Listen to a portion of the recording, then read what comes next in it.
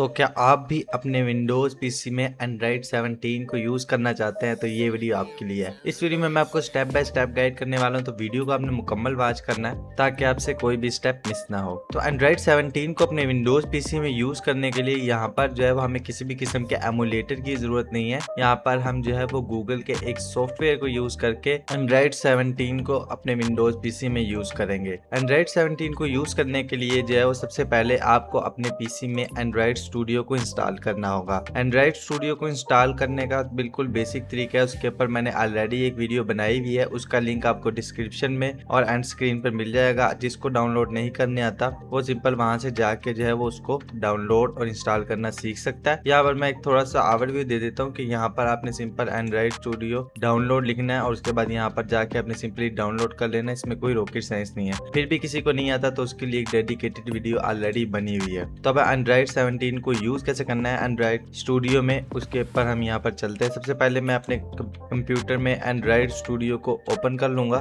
तो यहाँ पर मैंने एंड्रॉइड स्टूडियो को ओपन कर लिया। ओपन करने के बाद कुछ इस तरीके का आपके पास इंटरफेस आएगा। आपको यहाँ पर एक ऑप्शन मिलेगा मोर एक्शन का, आपके साथ इसके सामने ये जो ड्रॉप डाउन एरो है ना, इस पर आपने सिंपल क्लिक करना है और यहाँ पर एक ऑप्शन होगा लास्ट में एसडीके मैनेजर, इस पर आपने सिंपल क्लिक कर देना है। इस पर क्लिक करने के बाद जो है वो यहाँ पर आपका एंड्रॉइड 16 जो है वो इंस्टॉल हुआ होगा। एंड्रॉइड 17 की जो एसडीके फाइल्स हैं वो यहाँ पर ऑलरेडी इंस्टॉल नहीं हुई होंगी। अगर तो आपकी इंस्टॉल हुई हैं तो फिर तो आपको जो है इधर कोई भी चेंजेस करने की जरूरत नहीं है। अगर आपका एंड्रॉइड 16 के एसडीके फाइल्स जो है यहाँ पर डाउनलोड है और एंड्रॉइड 17 के नहीं है तो आपने सिंपल इस पर क्लिक करना है, ठीक है। और उसके बाद यहाँ पर आपने अप्लाई पर क्लिक कर देना है और यहाँ पर हमें बता रहा है कि इसके एसडीके फाइल का टोटल साइज 115 यानी कि 115.2 MB बनेगा। उसके बाद यहाँ पर हमने ओके पर क्लिक कर देना है और जितनी भी एसडीके फाइल्स इस वर्जन के लिए बनेंगी जो कि 37.1 है और इसका रिवीजन जो है वो 1 है, ये मेरे पास ऑलरेडी इंस्टॉल नहीं था तो वो यहाँ पर इंस्टॉलिंग उसकी शुरू हो जाएगी। तो जैसे ये इंस्टॉलेशन कंप्लीट होती है नेक्स्ट मैं आपको प्रोसेस बताता हूँ कि कैसे आपने एंड्रॉइड 17 को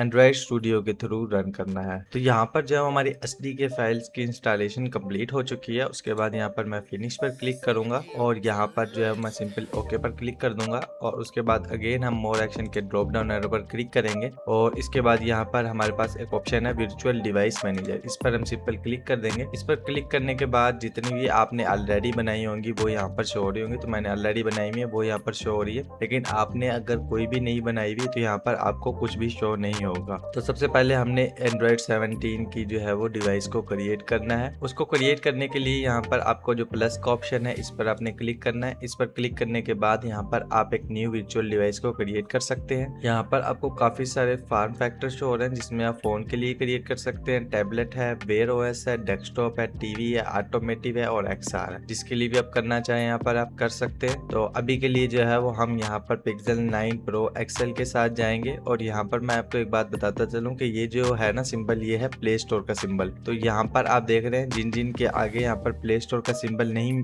बना हुआ उनके अंदर जो है वो आप प्ले स्टोर को रन नहीं कर सकते। तो यहाँ पर आप देख सकते हैं कि प्ले स्टोर को अगर आपने रन करना है तो इनमें से ही कोई आपको सिलेक्ट करना होगा जिनके आगे प्ले स्टोर का यहाँ पर आइकन बना हुआ है। तो एक डिवाइस को आपने जब सेलेक्ट कर लिया तो सिंपल आपने नेक्स्ट पर क्लिक कर देना है। नेक्स्ट पर क्लिक करने के बाद यहाँ पर जो है वो एपीआई का एक ऑप्शन है, इस पर आपने ड्रॉप डाउन एरो पर क्लिक करना है और यहाँ पर आपने जो है वो लाजमी देख लेना है कि यहाँ पर आपका जो है वो एंड्रॉइड 17 जो है वो सिलेक्ट हो। अगर कोई और सिलेक्ट है 16 है तो आप सिंपल एंड्रॉइड 17 पर क्लिक कर दीजिए और यहाँ पर आपका एंड्रॉइड वर्जन 17 सिलेक्ट हो जाएगा। उसके बाद यहाँ पर जो है वो हम फिनिश पर सिंपल क्लिक करेंगे तो यहाँ पर आप देख सकते हैं हमारी ये डिवाइस जो है वो बनकर आ चुकी है। उसके बाद सिंपल आपने यहाँ पर स्टार्ट वाले बटन पर क्लिक कर देना है। इस पर क्लिक करने के बाद यहाँ पर ये थोड़ा सा टाइम लेगा और हमारी पिक्सल 9 प्रो एक्सेल को यहाँ पर हमारे पास ओपन कर देगा। इसके बाद यहाँ पर ये जो आपको ऑन ऑफ का बटन शो हो रहा है इस पर आपने सिंपल एक दफा क्लिक करना है और यहाँ पर हमारी जो डिवाइस है वो ऑन होना स्टार्ट हो जाएगी। तो यहाँ पर आप देख सकते हैं कि हमारे कंप्यूटर विंडोज पीसी में इस वक्त हम एंड्रॉइड 17 को यूज कर रहे हैं, जो कि आप बिल्कुल फ्री ऑफ कॉस्ट कर सकते हैं। ये जो सॉफ्टवेयर है बिल्कुल फ्री है, आपको किसी किस्म के इसमें पैसे देने की भी जरूरत नहीं है। बिल्कुल फ्री ऑफ कॉस्ट ये सारा मेथड जो है वो आप अपने विंडोज पीसी पर अप्लाई कर सकते हैं। यहाँ पर मैं आपको जो है वो इस डिवाइस की वर्जन भी दिखा देता हूँ कि एंड्रॉइड 17 है कि नहीं। यहाँ पर हम सेटिंग में आ चुके हैं और सेटिंग में आने के बाद यहाँ पर जो है वो हम अबाउट एमुलेटेड डिवाइस पर सिंपल क्लिक करेंगे और इस पर क्लिक करने के बाद जो है